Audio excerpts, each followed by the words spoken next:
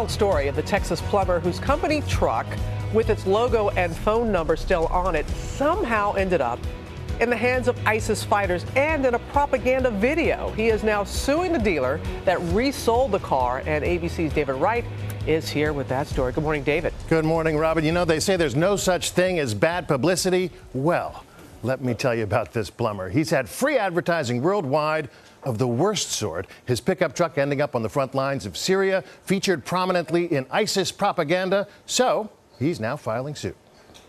The black Ford F-250 still has his logo, but the dudes who now drive it clearly aren't interested in fixing any leaks. My secretary called me and said, "You can't believe this." That's his old truck, now 7,000 miles away from Texas City, Texas, with quite the gun rack in back. There it is in action. ISIS militants firing the anti-aircraft gun, the logo, and the company phone number, as clear as the intentions of those ISIS militants in the ski masks. I really at first thought it was just somebody playing with us. The plumber, Mark Oberholzer, says when he traded in the truck to a dealer, they told him they'd rather remove the decal so as not to risk scratching the paint. But when these pictures started popping up on extremist Twitter feeds a year ago today, it became clear the dealer never removed it. Tracking the truck on the used car site Carfax, it went from an auction in Houston, Texas,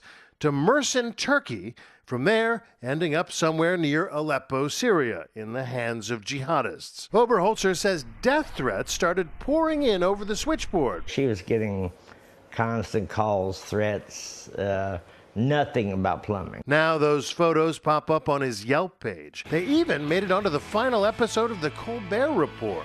Yes, a Texas plumber's work truck showed up in Syria.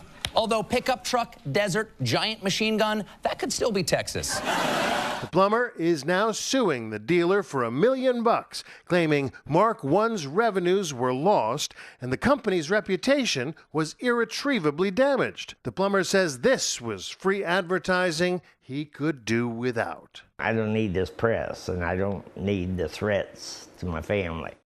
Well, the plumber was even questioned by the FBI and Homeland Security about this.